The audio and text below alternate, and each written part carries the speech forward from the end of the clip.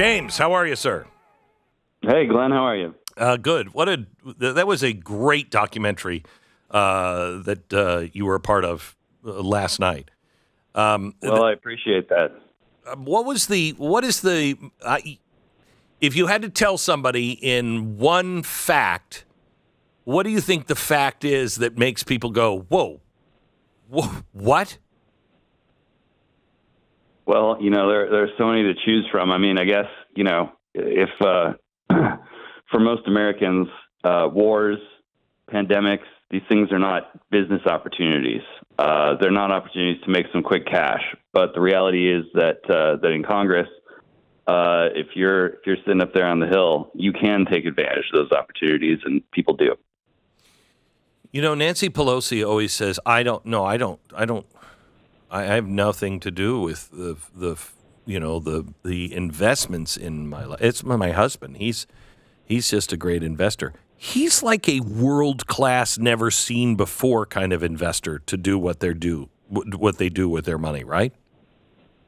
Well, yeah. I mean, it seems pretty clear what's going on. It's tough, though, because the evidentiary standards for proving something like, quote-unquote insider trading, they're very difficult to meet. And the reality is, for them, if you have that kind of the inside information and you have a sense of what's going to happen before it does and what stocks are going to pop before anyone else does, it's fairly clear that you're not supposed to then start making trades, but you can say a kind word to a family member, to a staff member, to relatives of a staff member, and there's really nothing legally to stop them from taking action on that. So it's a system that's ripe for abuse. There's a couple of things here. Let me play cut 7 here. This is George Santos exposing how the congressional leaders silence opposition and what would happen to Congress if people started actually looking into their stock trading. Listen. I'm thinking, I want to go sign on to Abigail Spanberger's bill on individual stock trading.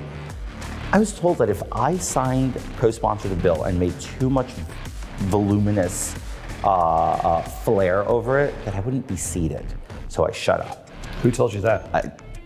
I had staff from the majority, from leadership, tell me that to my face on the House floor.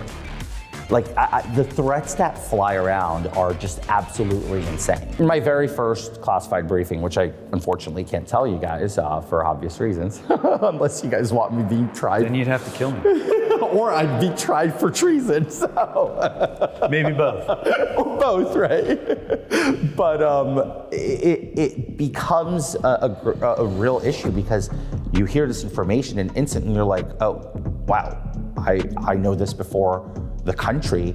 If that level of scrutiny that you received in Congress was applied to anyone else in that building or the people who are at the top of both parties, what do you think would have happened to them? You'd be running 535 special elections today if they were real.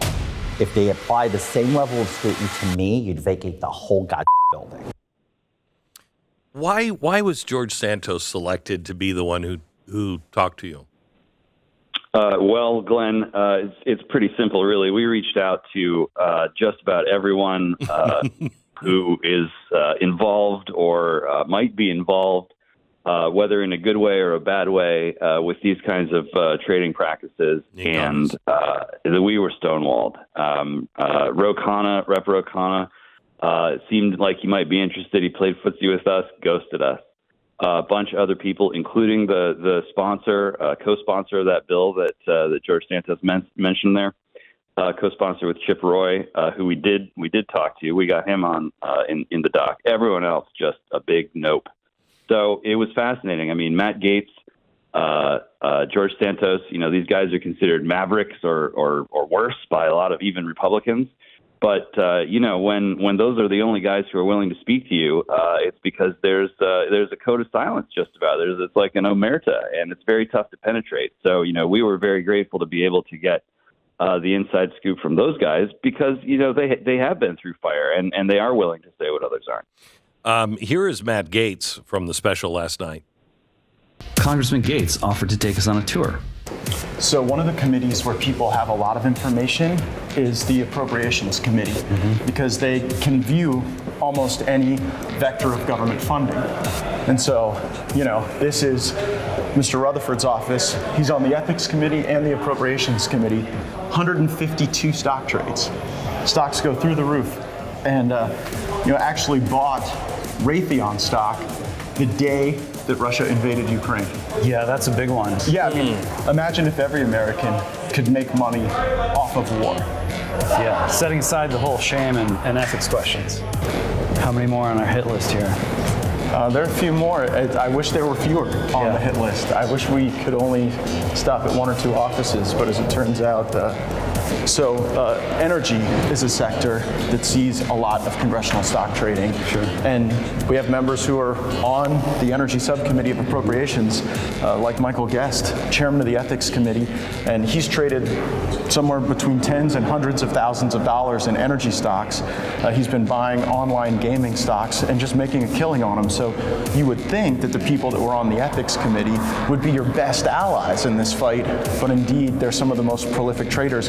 And not only trading, but in the case of Mr. Guest, trading in an area where he has access to energy information more so than almost any other American. And no indication that he wants to maybe slow down, pump the brakes, recognize that there might be some appearance of impropriety here? It seems as though the pace is only accelerating. Right. So let me go back to a bigger point, James. What does this say about why these people are hanging out so long in Congress? Why they just never seem to retire?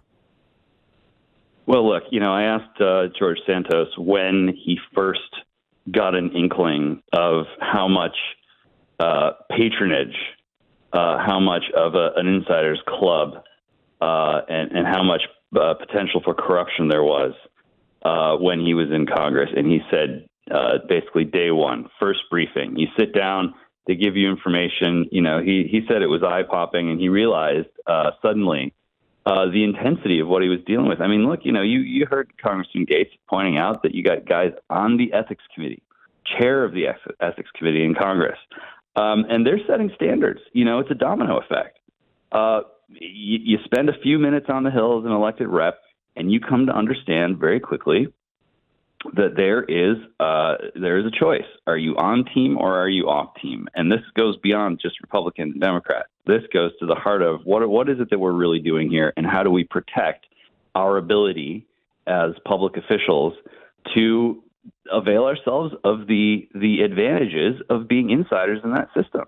It is a system that really works as designed in that sense, and it's designed to keep people hanging around, taking advantage of what they can in whatever way they can for as long as they can. One of my very good friends is Mike Lee, and Mike tells me all the time, "What the hell am I doing here? I am impoverishing myself. I could be out making a good living," and in his times of frustration, he'll call me up. What am I doing? Why am I even here? This is not even good for my family, blah, blah, blah. When you have that kind of atmosphere, when you're not making money, it's almost costing you money to work there, that tends to have people come in, do it for a reason, and then get out. We have these people who are hanging out for decades. Well, why wouldn't you? If I could get an 80% return on my investments year after year after year after year, why wouldn't you? Other than it's wrong. But wait a minute, I could double my money if I win 2 more elections. I could start with $150,000 in a bank account, and I could be worth $30 million if I just work here for the next 30 years. Why wouldn't you? Yeah, and you know what, Glenn? I mean, really, what you're alluding to here is that this is really just the tip of the iceberg. Like, there is a symbiotic relationship between public officials and major corporations, in some cases, multinational corporations. And this is one facet of that relationship. And the longer that people stay around, the longer those networks develop and reinforce each other and police themselves, the more that both sides of the public sector, private sector divide, the more that divide melts away, and it enriches people and it corrupts people, and it creates very thick patronage networks that are just very tough to talk people out of participating in. If you do get reelected, then you're back for a second term, and the pressure on you to play ball and to be part of the team is just immense. And, I bet that some of Mike Lee's colleagues look at him and they go, oh, this guy's dope. This guy's a pansy. He thinks he's better than us. He's for some strange reason, he doesn't want to enrich himself. There's peer pressure. It is sort of like a weaponized high school in a way. Jeez, what a great term. Weaponized high school. That is exactly what it is. James, thank you so much. I appreciate it. God bless. Absolutely, Glenn. All right. God bye-bye. bless. James is the Blaze Media editor at large. He's also the host of 0 Hour, and he is also the host of this original from Blaze TV. If you haven't seen it, I so highly recommend it to you. It premiered last night, bought and paid for, How Politicians Get Filthy Rich. It is available to the public for a limited time now at youtube.com/blazetv.com. Before the premiere, I laid out, I think, one of the most disgusting chalkboards that I've ever done. And it is the dirty trick that Congress, becomes rich on. And you would go to jail if you did the same thing. This is what the elites really are. When you say the elites, why would they do that? Why would they do that?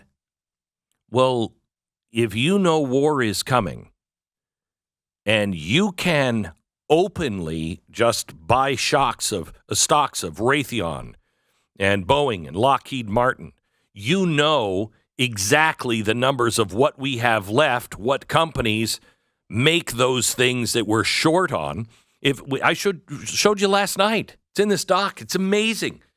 The people who got out of airlines, Carnival Cruise Lines, all of these things before you knew all of that, what was coming with COVID. Before you knew, they had already taken their gains and got out before things went down south because they had already been briefed. They're not representing you. The only way this stops is if you spread the word. You really have to get the word out on this. If you're not a member of the Blaze, please join us. Use the promo code Glenn Originals, and you'll get $30 off of your annual subscription. That's Glenn Originals. Get $30 off the annual subscription of BlazeTV.com/Beck. Do it now.